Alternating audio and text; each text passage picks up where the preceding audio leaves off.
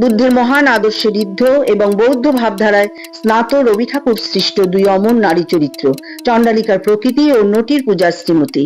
রবীন্দ্রনাথের এই দুই অমর সৃষ্টিকে নিয়েই আমাদের আজকের উপস্থাপনা রবির দুই মণিদীপা। সময়ের স্বল্প পত্রপুটে কবিগুরুকে অনুসরণ করে নিজেদের সাধ্যমতো তুলে ধরতে চেয়েছি সেই মহান দুই নারী চরিত্রকে নিজেদের মতো করে। আমার ডাকে কাছে আসা ফুলওয়ালির দল, দইওয়ালা, চুড়িওয়ালা যখনই শুনল ওই কলরব, ওকে ছুঁয়েও না ছুঁয়েও না ছি, ও যে চণ্ডালিনীর ঝি, বিরক্ত বদনে ঘৃণা ভরে চলে গেল তারা। আমাকে করে অবহেলা, যে আমারে পাঠালো এই অপমানের অন্ধকারে। আমি প্রকৃতি পুজিব না, পুজিব না সেই দেবতারে। মা, জন্ম কেন দিলি মোরে, লাঞ্ছনা জীবন ভরে। সহসা সকাশে আসি, কহিলেন সেই মহামানব হাসি, জল দাও মোরে, জল দাও। কহিলাম আমি চণ্ডালের কন্যা, মোর কূপের বাড়ি যে অশুচি। কহিলেন তিনি, যে মানব আমি সেই মানবী তুমি, যাহা তৃপ্ত করে তৃষিতেরে সেই তো পবিত্র বাণী। জল দাও মোরে, জল দাও। ওগো, ওগো কি আনন্দ, কি পরম মুক্তি। মা, মন্ত্র পড়ে দে মা, তাকে এনে দে। মন্ত্র খাটবে মা, মন্ত্র খাটবে, উড়ে যাবে শুষ্ক সাধনা সন্ন্যাসীর, শুকনো পাতার মতন ঘুরে ঘুরে পড়বে এসে মোর ঘরে। সে দেবতার পদতলে মোর যা কিছু আছে সব উজাড়ি। কিন্তু হায়, ওই মায়া দর্পণে একি হেরি, নিজেরে মারিছেন সন্ন্যাসী বন্যির বেত্র সাহসী। শেল বিধিছে যেন আপনার মর্মে, ভাঙবে কি অপ্রভেদী তার গৌরব। দেখব না, দেখব না আমি তোর দর্পণ। ওমা ওমা ওমা, ফিরিয়ে এনে তোর মন্ত্র। ক্ষমা করো, ক্ষমা করো আরাধ্য, মাটিতে টেনেছি তোমারে, মিথ্যা মোহ বসে ক্ষমা করো মোরে। জয় হোক তোমার সাধনার, জয় হোক উন্নত চেতনার আর পবিত্র ভালোবাসার। আজ আমি নই আর সামান্য চণ্ডালিনী, ত্যাজিয়া তোমারই পাওয়ার নেশা, মন্ত্র পাশ থেকে মুক্তি দিয়ে তোমারে নিজেকে করেছি মুক্ত আজি। হারায় নিজের বাসনা অনলেরে, সাধারণী থেকে হয়েছি সাধিকা আজি। শরণং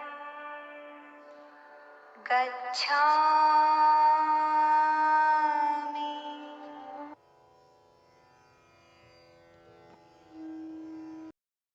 অজাত শত্রু রাজা হলো যবে পিতার আসনে আসি, সপিল যজ্ঞ অনল আলোতে বৌদ্ধ শাস্ত্র রাশি।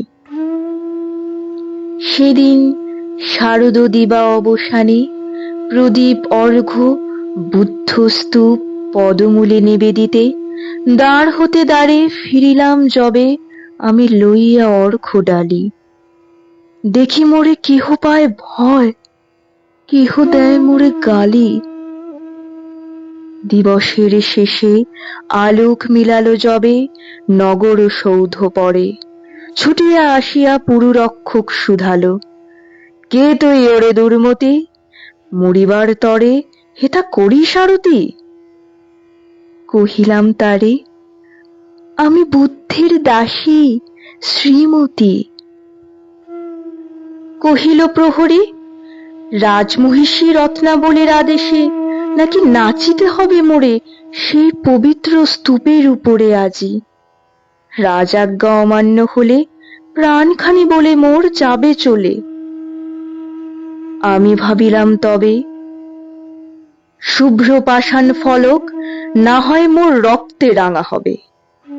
নাচে আমার কিসের লজ্জা, নাচিত আমার পূজা। স্বয়ং প্রভু চেয়েছেন আমার কাছে নৃত্যের নৈবেদ্য। সেদিন নাচিতে নাচিতে প্রথম আপন দেহ হতে খুলিলাম একে একে দামি আভরণ, অবশেষে বৌদ্ধ চিবর করিলাম ধারণ।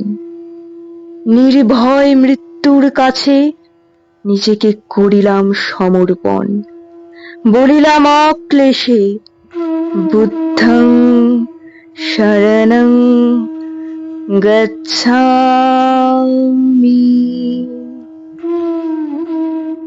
এ নশ্বর দেহে হবে একদিন বিনাশ, তবে মোর অবিনাশী আত্মা শুধু রবে প্রভু বুদ্ধেরই দাস, প্রভু বুদ্ধেরই দাস।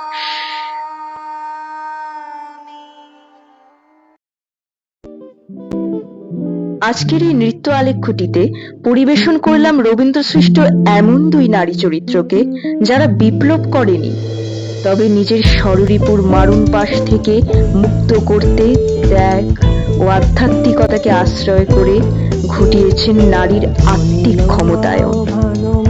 এমন নারী মুক্তির কাণ্ডারী কবিকে জানাই আমাদের